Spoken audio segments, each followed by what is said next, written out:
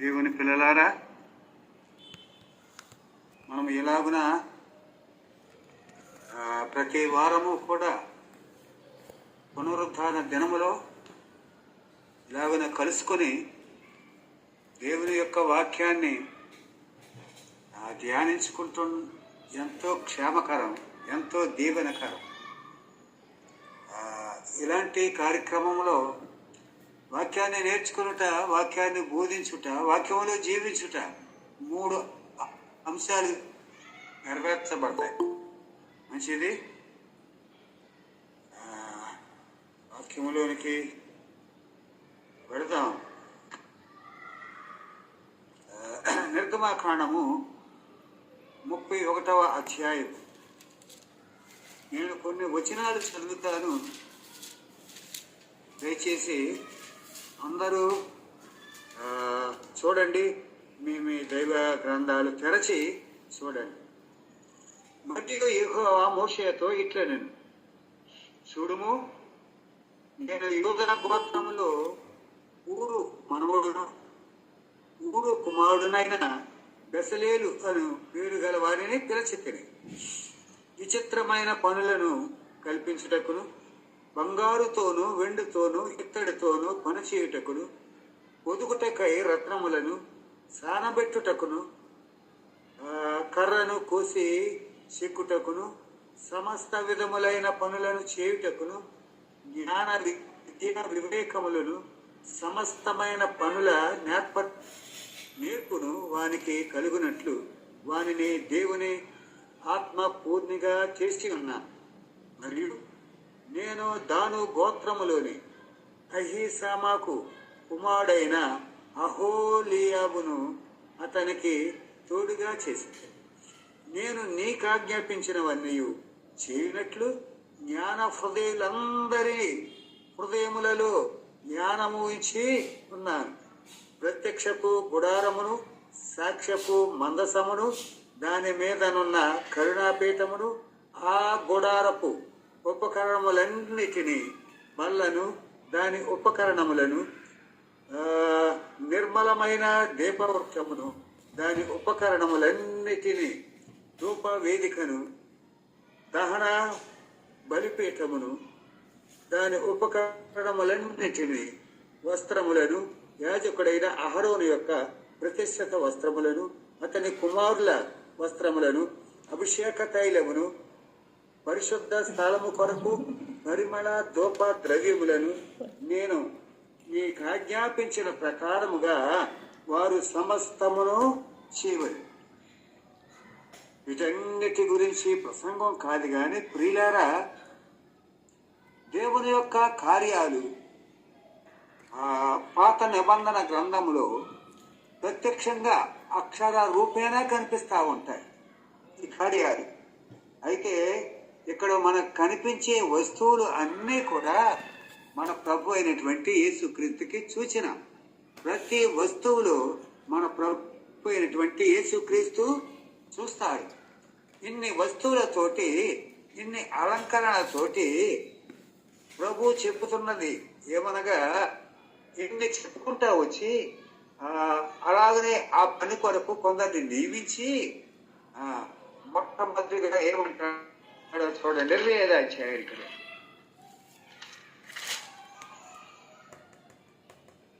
8వ వచనం చదువుతున్నాను చూడండి. నేను వారిలో నివసించినట్లు వారు నాకు పరిశుద్ధ స్థలమును నిర్మింపవలెను. నేను నీకు కనుపరిచిన విధముగా మందిరము యొక్క ఆరూపము, దాని ఉపకరణములన్నిటి రూపమును నిర్మింపవలెను. వీళ్ళారా, ఈ 25వ అధ్యాయాన్ని 26, 27, 28, 29, 30, 31 ఇంకా కొన్ని వస్తువులు ఇంకా అవతలు ఉన్నాయి. ఈ అధ్యాయాలన్నిటిలో కూడా ఎన్నెన్నో రూపాలు, ఎన్నెన్నో వస్తువులు, వాటి రూపాలు ఆయన కనపరిచే విధముగా చేయటానికి ఆయన పిల్లల్ని ఎంపిక చేసుకున్నట్లుగా మనం చూస్తాం. 25వ అధ్యాయం నుంచి 30 వచ్చి వరకు ఉన్నటువంటి వస్తువులు ఏంటంటే గుడారము, మందసము, మోతకర్రలు, ఉంగరములు, కెరూబులు, కరుణాపీఠము, బల్ల, దీపవృక్షము, పలకలు, బలిపీఠము, అడ్డకర్రలు, స్తంభములు, దిమ్మలు, ప్రతిష్ఠిత వస్త్రములు, పరిమళ ద్రవ్యములు, గంగాళము, ఎత్తడి ఈట. ఒక్కొక్క అంశాలు ఇవి మన ప్రభు అయినటువంటి యేసు క్రీస్తుని గురించినటువంటి అంశాలు. అవి ఆ వస్తువులు, చక్కటి సంగతులు, ప్రభువులో ఉన్నటువంటి సంగతులు మనకి తెలియచేస్తాయి. కనుక ప్రియులారా, శాంతంగా కొన్ని మాటలు, వ్యాఖ్యానము ఎక్కువ కాకుండా మీకు ఈ మాటలు తెలియచేస్తాను. దయచేసి గమనించండి. మనం 11 వచనాలు చదువుకున్నాం. దీంట్లో మొట్టమొదటి వచనములో మరియు యెహోవా మోషేతో ఇట్లా నేను చూడుము అన్నాడు. ఈ మాట చాలా తక్కువ మార్లు కనిపిస్తూ ఉంటారు దైవ గ్రంథంలో. ఈ మాట కనిపిస్తూ ఉంటుంది చాలా తక్కువ మార్లు. చూడుము అన్నాడు. మోషేతో మాట్లాడక ముందు ఇలా చూడము అన్నాడు. అంటే లక్ష్యము ఉంచాలి అని. ఇది 2 భావాలు మనము చూస్తాం. ఒకటి ప్రత్యక్షంగా, మరొకటి పరోక్షంగా కూడా చూస్తాం. ఒకప్పుడు మన ప్రభు అయినటువంటి యేసుక్రీస్తు వారు సిలువలో మరణించిన తరువాత తన శిష్యులకి కనిపించినప్పుడు, తోమాకి కనిపించినప్పుడు, తోమా అంటాడు, నేను నమ్మను అన్నాడు. 20వ అధ్యాయం యోహాను సువార్త. ఎవరైనా సహాయం చేయగలిగితే ఒక మాట సహాయం చేయండి. తెలియదని కాదు, చెప్పుకుంటూ వెళ్తాను కానీ 20వ అధ్యాయం 27వ వచనంలో ప్రభు అంటాడు, చూడుము అంటాడు. నీ వేలు నా పక్కలో ఉంచి గాయాన్ని చూడుము అంటాడు. ప్రియులారా, ఇది ఒక చక్కటి భావన. ప్రభు మరణించాడు, తిరిగి లేచాడు, శిష్యులు కనిపిస్తున్నాడు. శిష్యుడు తోమా అనే ఆయన, నేను చూస్తేనే గాని నమ్మను అన్నాడు. ప్రియులారా, లోకములో కూడా అటువంటి వారు ఉన్నమాట నిజమే. కొందరంట, అలాగనే కొందరు అంటా ఉంటారు, ఏదైనా ఒక కార్యం జరిగితే నమ్ముకుంటారు అంటా ఉంటారు. కార్యము కాదు ప్రియులారా, ప్రభు నందు లక్ష్యం ఉంచాలి, ప్రభు మాట యందు లక్ష్యం ఉంచాలి. అపొస్తలుల కార్యములో కూడా ఒక మాట ఉంటుంది. 3వ అధ్యాయంలో, అపొస్తలుల కార్యముల గ్రంథము 3వ అధ్యాయంలో ఒక చక్కటి మాట ఉంటుంది. పౌలు, పేతురు, యోహానులు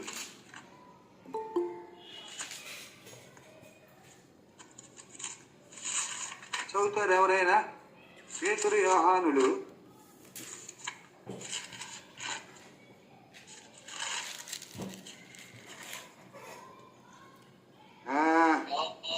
చూడండి.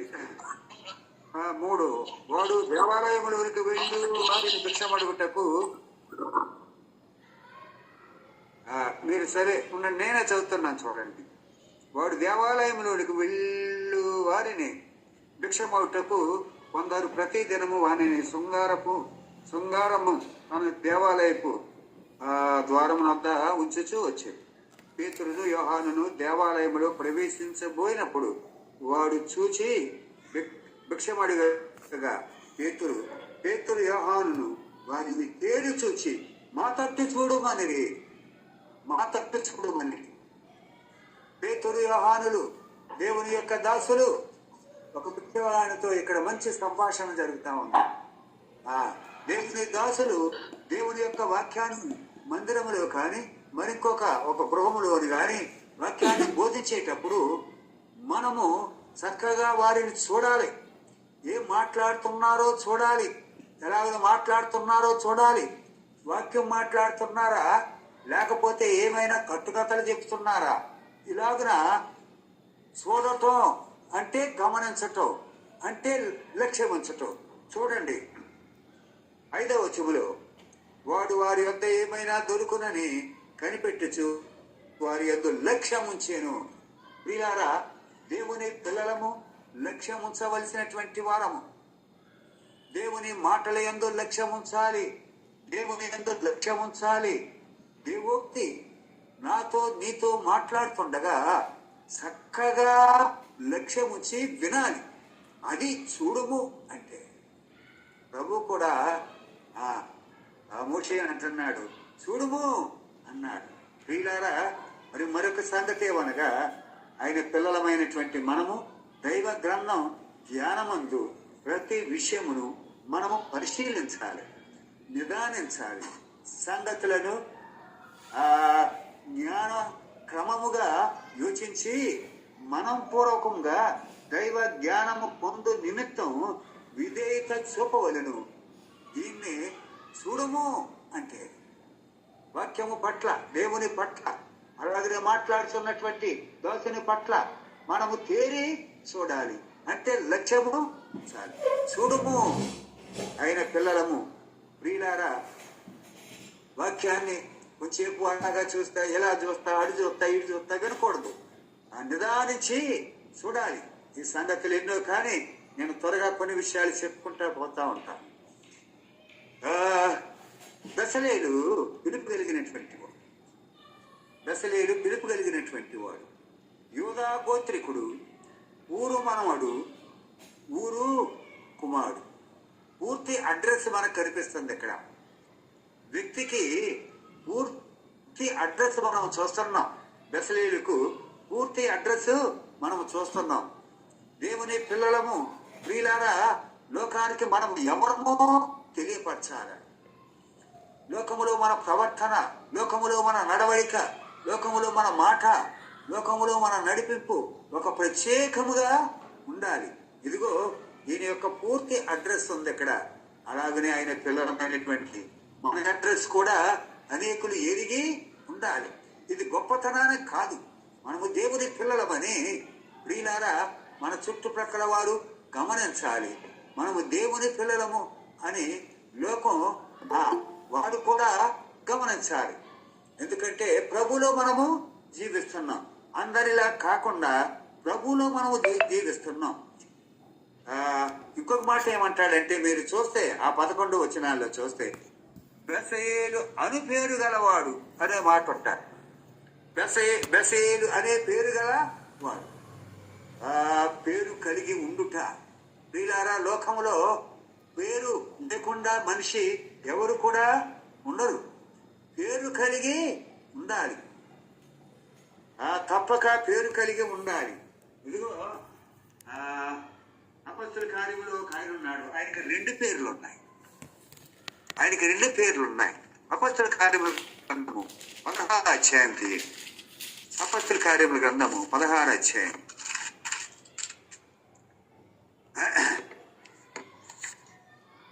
మొదటి నుంచే చదువుతున్నాను చూడండి. అక్కడ తిమోతి అను ఒక శిష్యుడు ఉండెను. అతడు విశ్వసించిన ఒక యూదురాలి కుమారుడు. అతని తండ్రి గీర్సి దేశస్థుడు. అతడు లుస్త్రాలోను ఈకోనిలోను ఉన్న సహోదరుల వలన మంచి పేరు పొందినవాడు. తిమోతికి 2 పేర్లు ఉన్నాయి. ఏం పేర్లు అవి? ఒకటి లోకానుసారమైనటువంటి పేరు, రెండవది ఆత్మానుసారమైనటువంటి పేరు. విశ్వసించిన కుమారుడే అయితే మంచి పేరు పొందాడు. మంచి పేరు ప్రసంగిలో మంచి పేరుని గురించి రాయబడి ఉంటారు. మంచి పేరు. ప్రియులారా, సంఘములో ఆయన పిల్లలము మంచి పేరు కలిగి ఉంటాడు. సమాజంలో ఆయన పిల్లలము మంచి పేరు కలిగి ఉండాలి.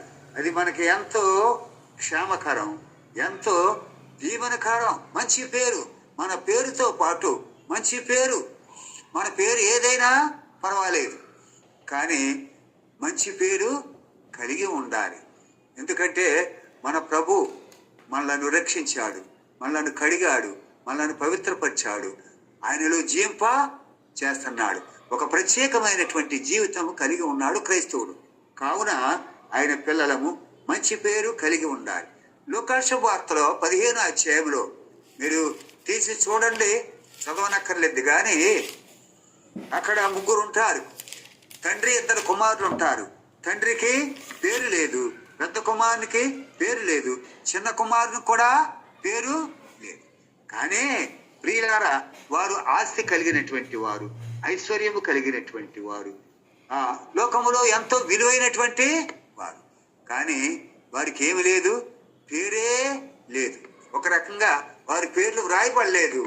రెండవది మంచి పేరు కూడా లేదు. పేరు లేనటువంటి వారు. అలాగనే లోతు భార్య పేరు కూడా మనకు తెలియదు. లోతు భార్య పేరు మనకు తెలియదు. పిల్లలు ఆ పేరు లేనటువంటి వారు ఉన్నారు. అయితే ఆయన పిల్లలమైనటువంటి మనము పేరు కలిగి ఉండాలి.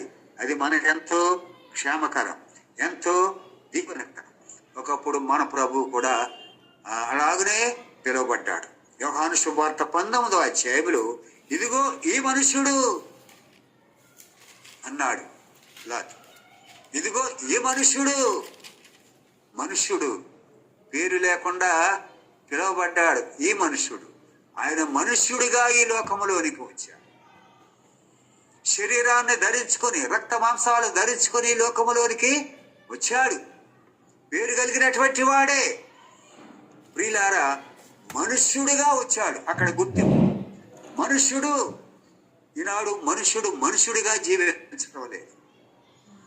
మనుష్యుడు తన ఇష్టానుసారంగా జీవిస్తున్నాడు. తాను చెప్పిందే నిజమంటాడు. తాను చెప్పిందే కరెక్ట్ అంటాడు. నా మాటే నెరవేరాలి అంటాడు. ఎవరు? మనుష్యుడు. ప్రియులారా, ఈ మనుష్యుడు నీ కొరకు నా కొరకు ఆయన మనుషుని పోలిక, దాసుని స్వరూపం. ఒకప్పుడు మానవ జాతికి రూపం ఇచ్చినటువంటి వాడు కదా. ఆయన పోలిక ఇచ్చాడు. ఆయన స్వరూపం కూడా ఇచ్చాడు. అవన్నీ ఇప్పుడు మనకి అక్కర్లేదు. కానీ ప్రియులారా, మరొకసారి ఈ పిలుపుని గురించి మనం చూద్దాం. పిలుపు 2 రకాలైనటువంటి పిలుపు. ఒకటి రక్షణ కొరకైన పిలుపు, రెండవది ప్రభు పని కొరకైనటువంటి పిలుపు. ఆయన పిల్లలము. ప్రియులారా, ఈనాడు కోకొల్లలు దేవుని యొక్క వాక్యాన్ని ప్రకటించాలని, బోధించాలని, ఏమో చెయ్యాలని, ఏమో గొప్పవాళ్ళు అయిపోవాలని కోకొల్లలు. కానీ ప్రియులారా, పిలువబడాలి. ఎక్కడ పిలువబడాలి, ఎటువంటి వారిని పిలువబడాలి మనము చూస్తాం. అపొస్తలుల కార్యముల గ్రంథము 13వ అధ్యాయానికి రండి.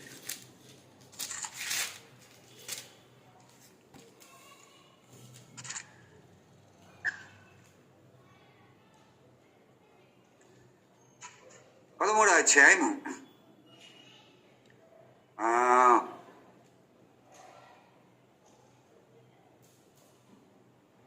2వ వచనాన్ని చదువుతున్నాను చూడండి. అపొస్తలుల కార్యముల గ్రంథము 13వ అధ్యాయము 2వ వచనం. అంతియోకయలో ఉన్న వారు ప్రభువును సేవించుచు ఉపవాసము చేయుచుండగా పరిశుద్ధాత్మ, నేను బర్నబాను పౌలును పిలిచిన పని కొరకు వారిని నాకు ప్రత్యేకపరచుడని వారితో చెప్పాను. వారు ప్రార్థన చేసి వారిని పని నిమిత్తము సాగనంపారు. ప్రియులారా, సంఘమందు ప్రియులారా, సేవకురాలు ప్రభు పిలుపు సంఘమందు రక్షింపబడి సంఘములో పరిచర్య చేస్తూ సంఘానికి సాకారిగా ఉండి ఎంతో ఆసక్తి చూపుతూ సమయం దొరికినప్పుడు ఆయా ప్రాంతాల్లో కొంత సువార్త అందిస్తూ కొన్ని ఆత్మలను రక్షిస్తూ అలాగున కొంత అనుభవం జరిగిన తరువాత సంఘం ఏమంటారంటే, ఈ అబ్బాయి సేవ చేస్తే బాగుంటుందేమో, ఈ అమ్మాయి సేవ చేస్తే బాగుంటుందేమో. అది పరిశుద్ధాత్మ దేవుని యొక్క పిలుపు. అయితే సేవకుడు గమనించి ఇది ఆ బిడ్డ అందున ఆయన కూడా ఆ వ్యక్తికి కూడా సేవ చేయాలనే ఇంట్రెస్ట్ ఉండాలి. అవన్నీ చూసి ప్రార్థన చేసి ఎక్కడికైనా సాగనంపి పని చేయించవచ్చు. అంతేగాని ఈ కాలంలో బైబిల్ కాలేజీ ఎన్నో ఉన్నాయి, వాక్యం నేర్చుకోవచ్చు. చాలా మంచిది. బైబిల్ కాలేజీల్లో ఎంతో వాక్యం నేర్చుకోవచ్చు.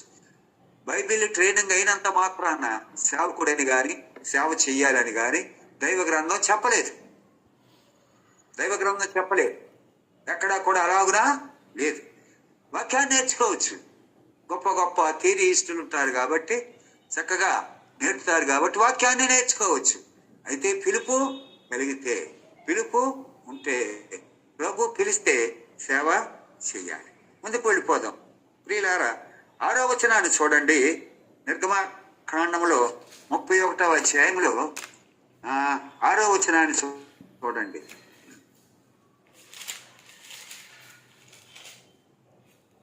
6వ వచనంలో, మరియు నేను దాను గోత్రములోని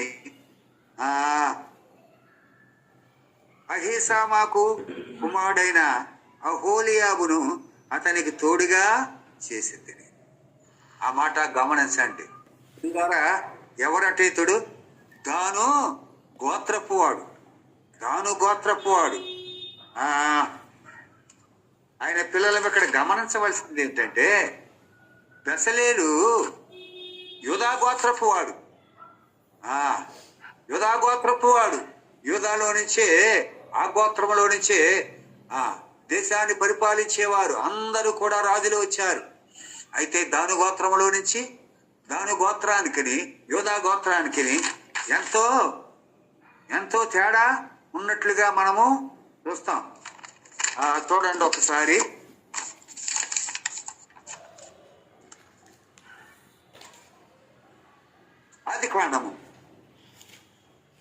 ఆది కాండంలోనికి రండి.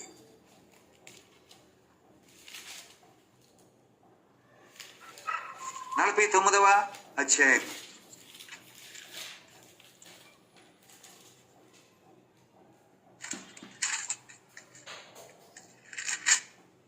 ఆది కాండము 49వ అధ్యాయం 17వ వచనాన్ని చూడండి.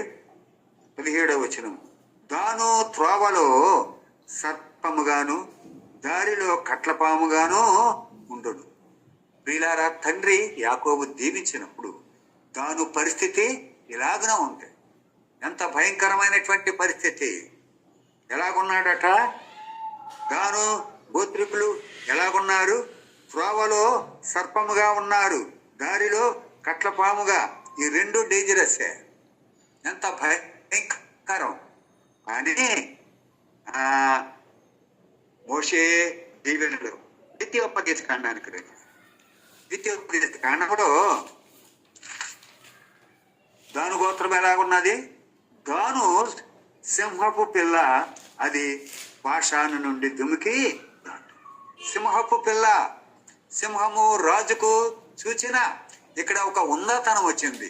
అంటే అప్పుడు మార్చబడ్డారేమో దాను గోత్రపు వారు. అప్పుడు బాగున్నారేమో, ప్రభు దగ్గర ఉన్నారేమో. ఈ సింహం అనగా రాజు. అలాగనే ఆయన పిల్లలమైనటువంటి మనము కూడా రాజులము, యాజక సమూహం మనం. ప్రియులారా, ఆయన పిల్లలమైనటువంటి మనము ఒకప్పుడు అలాగున్నామేమో.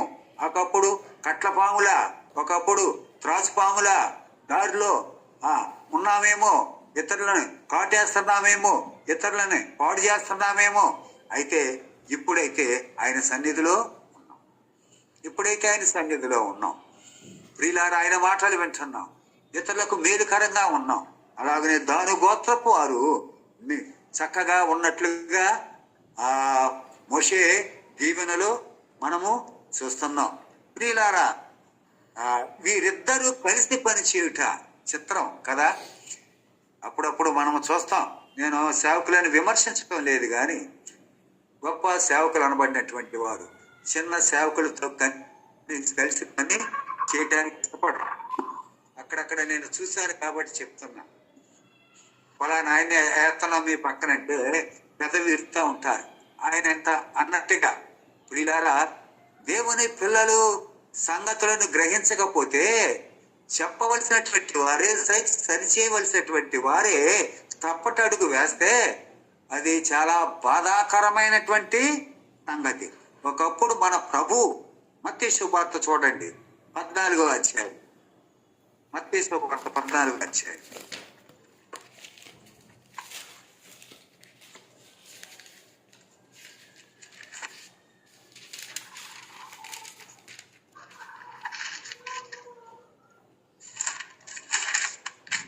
మత్తయి సువార్త 14వ అధ్యాయం 15-16 వచనాలు చదువుతున్నాను చూడండి.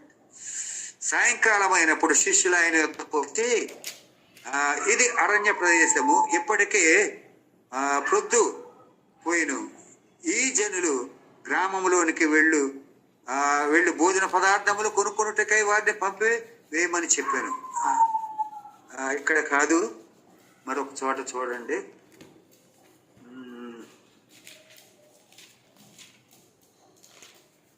ఎక్కడ ఆ మాట, ప్రభు 70 మందిని కూడా అప్పటికి 70 మంది శిష్యులు ఉన్నారు ఆయన యొద్ద. వారు ఇద్దరేసిని పంపుతూ ఉంటారు.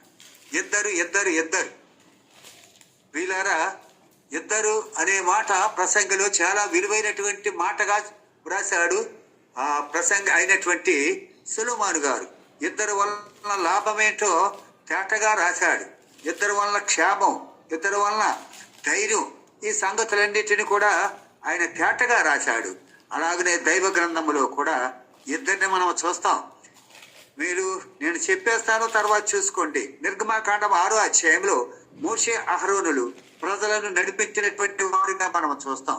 ఎజ్రా గ్రంథం 5:2 జెరుబ్బాబేలు యెహోషువ మందిరమును కట్టువారుగా చూస్తాం. అలాగనే ఎజ్రా గ్రంథమే 5వ అధ్యాయం 1 హగ్గయి జకరియా మందిర నిర్మాణము చేయటానికి ప్రోత్సహించినటువంటి వారిగా చూస్తాం. పేతురు యోహానులు సంఘములను అపొస్తలుల కార్యములు 8వ అధ్యాయం పేతురు యోహానులు సంఘములను దర్శించినట్లుగా మనం చూస్తాం. అలాగనే 15వ అధ్యాయం అపొస్తలుల కార్యముల గ్రంథమే పౌలు శీలలు సంఘములను స్థిరపరిచినట్లుగా మనం చూస్తాం. ఈ జతలు గొప్ప జతలు ప్రియులారా, మంచి పేరు. ఇద్దరు ఉంటే మంచి ఫలము, మేలు. ప్రియులారా, లూకా శుభవార్త 10వ అధ్యాయము 1 చూడండి. ఇప్పుడు లూకా శుభవార్త 10వ అధ్యాయము 1. అటు తర్వాత ప్రభు 70 మంది ఇతరులను నియమించి తాను వెళ్ళబోవు ప్రతి ఊరికిని ప్రతి చోటుకిని తనకంటే ముందు ఇద్దరినిగా పంపెను. అలాగురా, ఇద్దరు వీళ్ళారా, మనము కలిసి పనిచేసేవారుగా ఉండాలి. పెద్దవారు చిన్నవారు, అది వేరే ఉన్నారు. వారు పెద్దవారు చిన్నవారు కలిసి పనిచేయుట ఎంత శ్రేష్టం, ఎంత దీవెనకరం. కలిసి పనిచేయుట, కలిసి ప్రయాణం చేయుట. వారు భార్యాభర్తలు కావచ్చు, వారు అన్నదమ్ములు కావచ్చు, వారు ఇరుగు పొరుగు వారు కావచ్చు, కొందరు కలిగినటువంటి వారు, లేని కలిగి ఉన్నటువంటి వారు కలిసి ఇలాగున పని చేస్తే దేవుని పని చక్కగా జీవనకరంగా సాగుతాడు. అనేక ఆత్మలను రక్షించినటువంటి వారం అవుతాం. అనేక ఆత్మలను బలపరిచినటువంటి వారం అవుతాం. ఇద్దరు మరొకసారి సామెతల గ్రంథం 27:17 చూడండి. 27వ అధ్యాయము 17 సామెతల గ్రంథం.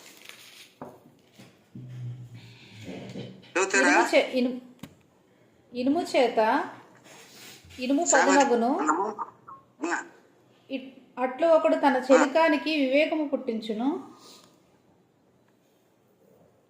ఒకరికొకరు వివేకం పుట్టించును, ఒకరికొకరు తోడు. వివేకం లేని ఇద్దరు ఉంటే ఒకరికి తెలియదు ఒకరికి తెలిసేది మరొకరు.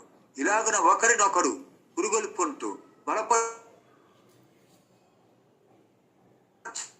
అయితే ఒక చిన్న మాట, 2వ గ్రంథం చూడండి, 11వ అధ్యాయము 1 సమూయేలు 2వ గ్రంథము 11వ అధ్యాయము 1 చూడండి. వసంతకాలమున రాజులు యుద్ధమునకు బయలుదేరు సమయమున దావీదు యోవాబును అతని వారిని ఇశ్రాయేలు వారిని అందరినీ పంపగా వారు అమ్మోనీయులను సంహరించి రబ్బా పట్టణమును ముట్టడి వేసిరి. అయితే దావీదు యెరూషలేమునందు నిలిచెను. అందరూ ఎక్కడికి వెళ్ళారు. దావీదు యెరూషలేములోనే, రాజనగర్లోనే ఉన్నాడు. ఆ తర్వాత మీరు చదువుకోండి ఏం జరిగిందో. ఒంటరిగా ఉన్నాడు. ఏమైంది? తన జీవితానికి మచ్చ పడింది. చాలా మందికి ఒక మచ్చ కాదు, మచ్చలు వేసుకుంటూనే ఉంటాం. తమ జీవితాల్లో మచ్చలు లేకోకుండా ఉండరు. చాలా నష్టపోయాడు. ప్రభు చెప్పినటువంటి మాట తప్ప అన్నాడు, కానీ ఆ తప్ప కూడా ఉండకోకుండా ఉండును. ఆయన కూడా యుద్ధానికి వెళ్ళి ఉంటే, ఆయన కూడా యుద్ధంలో ఉంటే, వారితో పాటు ఉంటే ఆ విషయం లేకోకుండా ఉండును. ఒక్కడున్నాడు, ఒంటరిగా ఉన్నాడు. నరుడు ఒంటరిగా ఉండుట మంచిది కాదని ఆది కాండంలోనే దేవుడు చెప్పాడు. ఎంతో నష్టం, ఒంటరిగా ఉండుట మంచిది కాదు నరుడు అని చెప్పాడు. మాత్రమే కాక 3వ అధ్యాయంలోనికి వచ్చేటప్పటికి అవ్వ ఉంది, ఆదాము లేడు. ఎవరొచ్చారు? 3వ వ్యక్తి ప్రవేశించాడు. ఇది ఏం చేశాడు? ప్రవేశించి సాతాను ప్రవేశించాడు. స్టెప్ప తీసుకుంది. భర్త మాట అక్కర్లే, అతను మాట అక్కర్లే. అప్పుడప్పుడు కొంతమంది అంటారు ఆయనకి ఏం తెలియదండి అంటా ఉంటారు భార్యలు. కొంతమంది భార్యలు ఆయనకి ఏం తెలియదండి, ఏంటి చెప్పండి, విషయం చెప్పండి అంటాం. భర్తకేమి తెలియదా? నీకే అన్ని తెలుసా? నువ్వన్నీ చేసేస్తావా? నువ్వేనా? భర్త ముందా నువ్వు ముందా? ప్రియులారా, ఒంటరితనము జీవితాన్ని పాడు చేస్తారు. అందుకనే దేవాతి దేవుడు ఏకాంగులను సంసారులను చేస్తాను అని సెలవిచ్చాడు. మాత్రమే కాక ఇదిగో మొదటి రిజిస్టర్, మ్యారేజ్ రిజిస్టర్ మన ప్రభువే. ఆయనే జతను కట్టినటువంటి వాడు. జతలుగా నోవాహు వాడలోని కూడా జీవులు జంతువులు అన్ని పోతి పెంటి జతలుగా వెళ్ళాయి. మానవుడే వెళ్ళలేకపోయాడు. తన చేతులతో నిర్మించినటువంటి మానవుడు జ్ఞానం ఇచ్చాడు, మానవునికి యోచన ఇచ్చాడు, వివేకం ఇచ్చాడు, అన్ని ఇచ్చాడు. మహానుభావుడు నోవాహు వాడు కడతా ఉంటే ఎగతాళి చేశారు. వెళ్ళలేదు, అన్నీ వెళ్ళాయి. తరువాత నోవాహు తలుపు నోవాహు తీశాడు. ఆ తలుపు ఎవరు మూసారని వ్రాయబడి ఉన్నది? వాడ తలుపు ఎవరు మూసారని వ్రాయబడి ఉన్నది? దేవుడే ఆ తలుపును మూసినట్టుగా మనం చూస్తాం దైవ గ్రంథంలో. ఆయన వేస్తే ఎవడో తీయలేడు, ఆయన తీస్తే ఎవడో తీయలేడు. ఇదిగో నేటి కాలంలో సువార్త తలుపులు తెరచి ఉన్నాయి. ప్రయాసపడి భారం మోసుకొనిచున్న సమస్తమైన వారులారా అన్నాడు. మన ప్రభు లోకంలో ఉంటుండగా రండి అన్నాడు. అది అపొస్తలుల కార్యముల గ్రంథంలో 17:30 అంటాడు. అందరూ అంతటా మారు మనసు పొందాలని ఆజ్ఞాపించాడు. ఆజ్ఞను శిరసావహించకపోతే శిరసే తీయబడతాడు. ప్రియులారా, ఒంటరితనము మంచిది కాదు. జంటగా ఉండాలి. ఒక మాట కూడా చూడండి, మంచి మాట. ద్వితీయోపదేశకాండం 32వ అధ్యాయము 30వ వచనం చదవండి. ద్వితీయోపదేశకాండం 32వ అధ్యాయము 30వ వచనం.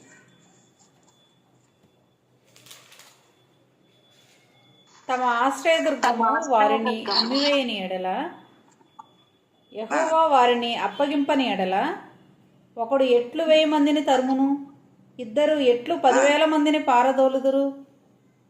చూడండి, ఒక్కడైతే 1000 మందిని తరుపుతాడట, ఇద్దరైతే 10,000 మందిని తరుపుతాడట. అంటే ఒక్కడు 1000 మందిని తరుపుతా. అసలు ఇద్దరు ఎంతమందిని తరవాలి? అసలే 2,000 మందిని తరవాలి. అంటే ఇద్దరు కలిసినప్పుడు ఎంత బలం, ఎంత శక్తి. ప్రియులారా, దేవుని పనిలో ఇద్దరు కలిసి పనిచేస్తే ఎంతో ఉన్నతమైనటువంటి పని సాగుతారు, జరుగుతుంది. నేనే చేస్తాను, నేను చేయగలుగుతాను, నేనే చేస్తాను అనేవారు ఉన్నారు. దావీదు యొక్క మేనల్లుల్లో నేనే వెళ్తాను, నేనే చేస్తాను అనేవారు ఉన్నట్టుగా ఇద్దరు మేనల్లుళ్ళు నేనే వెళ్తాం, పలానా చోటుకి వెళ్ళాలి, నేనే వెళ్తాం, పలానా పని చేయాలి, నేనే అనేవాళ్ళు చాలా మంది ఉన్నారు. ప్రియులారా, మనము కలిసి పనిచేద్దాం. అది ఎంతో క్షేమకరం, అది ఎంతో దీవెనకరం. చూడండి, ఇంకొక మాట చూపించి నేను దగ్గరలోనే ముగిస్తాను.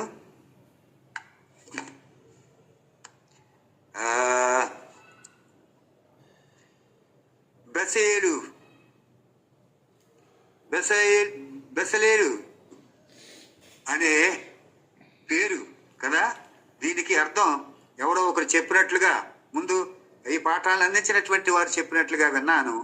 దేవుని నీడలో ఉన్నవాడు అని అర్థం. దేవుని నీడలో ఉన్నవాడు అని అర్థం. ప్రియులారా, దేవుని నీడలో ఉన్నాడు కాబట్టి అంత జ్ఞానము కలిగి ఉన్నాడు. ఎవడన్నా ఒకరు బంగారు పని చేస్తారు, ఒకరు కార్పెంటర్ పని చేస్తారు, ఒకడు గోల్డ్స్, ఒకళ్ళు ఇంకొక పని చేస్తారు, ఒకళ్ళు ఇంకొక పని చేస్తారు. కానీ ఈయన చాలా పనుల్లో ఆరితేరినటువంటి వాడిగా మనం చూస్తున్నాం. చూడండి ప్రియులారా, దేవుని పిల్లలమైనటువంటి మనము ఇదిగో నీడ, ఈయన మాటకి, ఈయన పేరుకి మంచి అర్థం నీడ. నీడ. ఋతు గ్రంథములో 2వ అధ్యాయము 12వ వచనంలో ఆయన రెక్కల క్రింద సురక్షితముగా, ఆయన రెక్కల కింద సురక్షితముగా. ప్రియులారా, ఎంత క్షేమకరం! ఆయన రెక్కల కింద సురక్షితంగా ఉండునట్లు నువ్వు వచ్చావు. ఆ నీడ ఎంత ఉన్నతమైనది! ప్రభు యొక్క రెక్కల కింద, ప్రభు యొక్క దయ కింద, ప్రభు యొక్క ప్రేమ కింద మనము ఉన్నట్లయితే మనకి ఎంతో నెమ్మది, ఎంతో క్షేమకరం. ఒకప్పుడు సాధు సుందర్ సింగ్ గారి పుస్తకం ఒకటి నేను చదువుతున్నప్పుడు ఒక చక్కటి సంగతి సందర్భం రాయబడి ఉంది.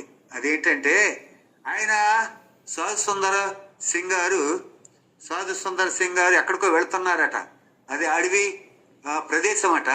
అడవి మధ్యలో వెళ్తా ఉంటే ఆ అడవి అంటుకుని తగులడిపోతుంది, కాలిపోతుంటే అయ్యో పాపం అడవి ఇలా కాలిపోతుంది ఏంటని అలా చూస్తూ ఉండేటప్పటికి ఒక చెట్టు మీద కింద భాగంలో, ఒక చెట్టు మీద చిన్న ఒక కింద భాగంలో ఉన్న కొమ్మ మీద ఒక పక్షి అలాగనే ఉన్నదట. ఏంటి, అన్ని పిట్టలు, పక్షులు, ఇంకెన్నెన్నో జంతువులన్నీ పరుగులు అటు ఇటు పరుగులెట్టేస్తున్నాయట. ఎందుకంటే కాలిపోతుంది, అడవి కాలిపోతుంది. కానీ ఈ అక్కడ ఉన్నటువంటి ఈ పక్షి మాత్రం కదలటం లేదట, అలాగే ఉన్నదట. ఆయన నిలబడిపోయి అది ఆరిపోయే వరకు చూసి, ఏంటి ఈ పక్షి అన్ని ఎలాగ వెళ్ళిపోయినాయి, ఇది మాత్రం, ఈ పక్షి మాత్రం ఇక్కడే ఉంది, ఏంటి చూద్దామని అక్కడ ఆగిపోయి, మంట ఆరిపోయిన తర్వాత వెళ్ళి దాన్ని అలా పట్టుకున్నాడంట. ఆ పక్షిని అలా పట్టుకుని పైకి ఎత్తేటప్పటికి కింద పిల్లలు కిలకిలమంట బయటకు వచ్చినాయి అంట. అదైతే చనిపోయింది. ఆ పక్షి అయితే చనిపోయింది, కానీ ఆ పిల్లల్నే కాపాడి. మన ప్రభు అలాంటి వాడు సుమి. ఆయన రెక్కలు అటువంటివి, ఆయన యొక్క ప్రేమ అటువంటిది, ఆయన వాత్సల్యము అటువంటిది, ఆయన దయ అటువంటిది. ప్రియులారా, ఆయన పిల్లలమైనటువంటి మనము ఆయన నీడలో సాగుదాం. అది మనకి ఎంతో క్షేమకరం. ఒకప్పుడు ఎవరు అయినా లోతు కూడా ఒక చక్కటి మాట పలుకుతాడు. చూడండి, ఆదికాండం 19వ అధ్యాయము 9వ వచనం. ఒక భయంకరమైనటువంటి సన్నివేశములో ఆయన పలికినటువంటి మాట. ప్రియులారా చూడండి, చదివితే బాగుంటుంది. 19వ అధ్యాయము 9వ వచనం. ఈ మనుష్యులు నా ఇంటి నీడకు వచ్చి ఉన్నారు. ఈ మనుషులు నా ఇంటి నీడకు వచ్చి ఉన్నారు. గనుక వారిని మీరేమీ చేయకూడదని చెప్పినప్పుడు వారు చాలు, వారు లోతు ఇంటి నీడకు వచ్చారు. ఎవరాలో? దేవుని దూతలసమే. దేవుడే వచ్చాడు వాళ్ళ ఇంటికి. ఆ రూపంలో దూతలుగా వచ్చారు. వారు నా ఇంటికి వచ్చారు కాబట్టి, దేశం నుంచి వచ్చారు కాబట్టి, పరులు కాబట్టి, నీడకు ఇది అవగర్భితమైనటువంటి నా ఇంట. మనకి తెలియని వారు కూడా మన ఇంటికి వచ్చినప్పుడు వారిని ఆహ్వానించి కూర్చోబెట్టి దాహానికి మంచినీళ్ళు, మజ్జిగో ఏదోటి ఇస్తాం. ఎందుకంటే మన ఇంటికి వచ్చారు, మన ఇంటి నీడకే వచ్చారు. మరి ముఖ్యంగా ఆయన పిల్లలమైనటువంటి మనము అధిత సత్కారం తప్పగా చేయాలి. ఇదిగో లోతు నీతిమంతుడే కదా, లోతు నీతిమంతుడు. ఆ గొప్ప మాట పలికాడు. వారు నా ఇంట నీడకే వచ్చారు, కానీ వారిని మీరేమీ చేయకూడదు. వారిని భద్రపరిచే బాధ్యత లోతుది. ప్రియులారా, మనల్ని భద్రపరిచే బాధ్యత మన ప్రభుదే. మనం ఆయనకు లోబడి ఉంటే, మనం ఆయనలో జీవిస్తూ ఉంటే తప్పక ఆయన మనలను భద్రపరిచి ఇస్తాడు. ఒక మాట మీకు చూపించి నేను ముగిస్తాను, సమయం అయింది. పరమగీతం 2వ అధ్యాయము 3వ వచనం.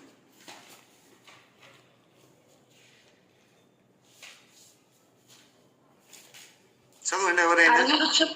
అడవి వృక్షములలో జల్దర వృక్షం ఎట్లున్నదో పురుషులలో నా ప్రియుడు అట్లున్నాడు. పురుషులలో నా ప్రియుడు అట్లున్నాడు. మరలా చదవండి, అంటే క్లారిటీగా రాలేదు. అడవి వృక్షములలో జల్దర వృక్షం ఎట్లున్నదో పురుషులలో నా ప్రియుడు అట్లున్నాడు. ఆనంద భరితనై నేను అతని నీడను కూర్చుంటే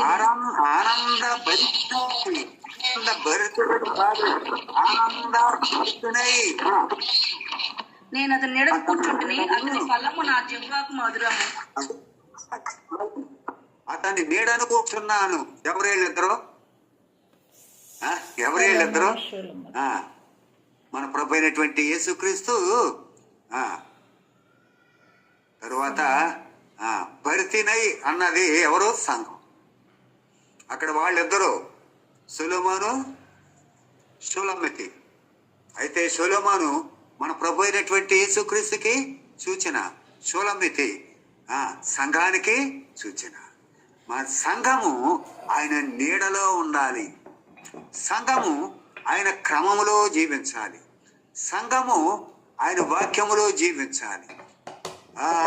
వెట్టుకు సంఘము అల్లరికి కర్త కాకోకుండా ఉండాలి.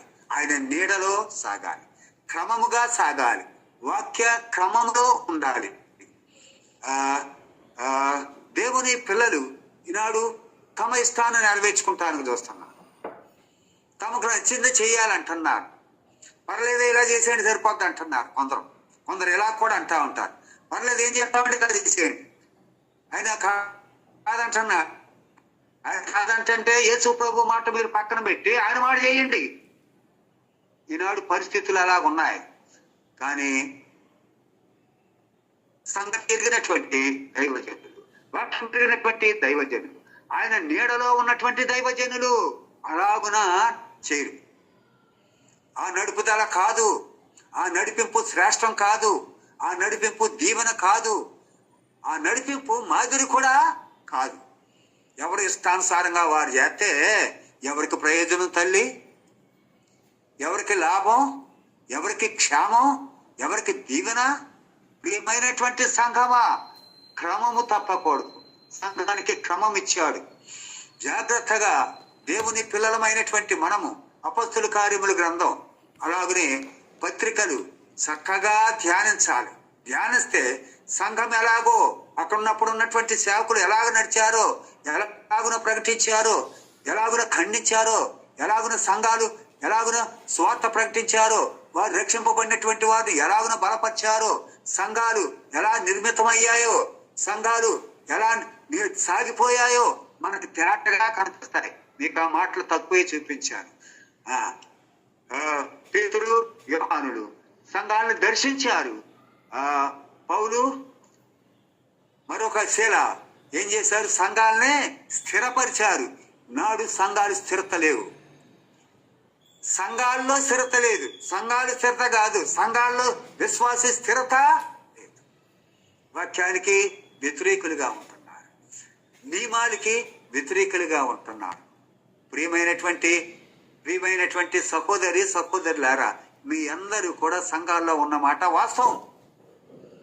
దేవుని సన్నిధిలో జీవిస్తున్నటువంటి మాట వాస్తవం.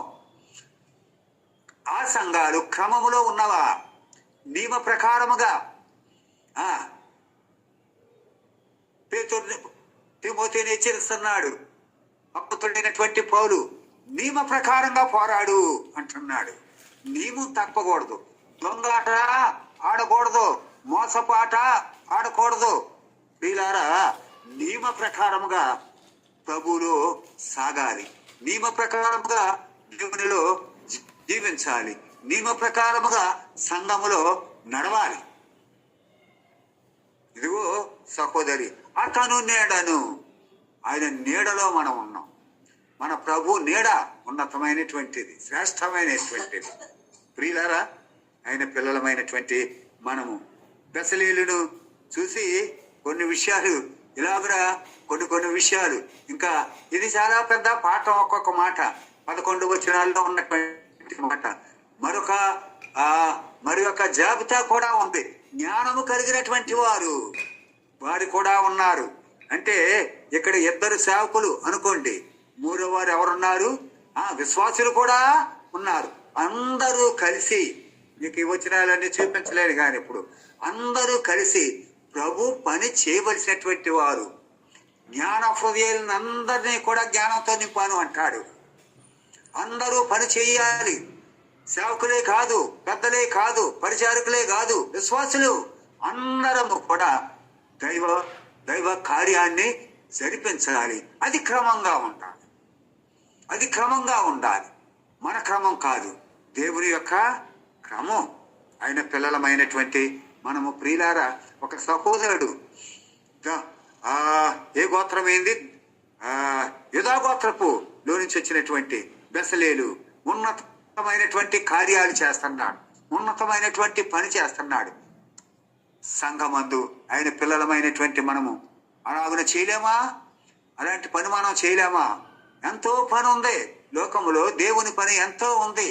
ఈనాడు హైటెక్లో చూసుకుంటూ వెళ్తున్నారు. హైటెక్ పని కాదు, చెమటూర్చి పని చెయ్యాలి. దేవుని పని చెమటూర్చి పని చెయ్యాలి. చెమటూర్చి పని చేస్తే ఆ పని నిలబడతాది అన్నాడు.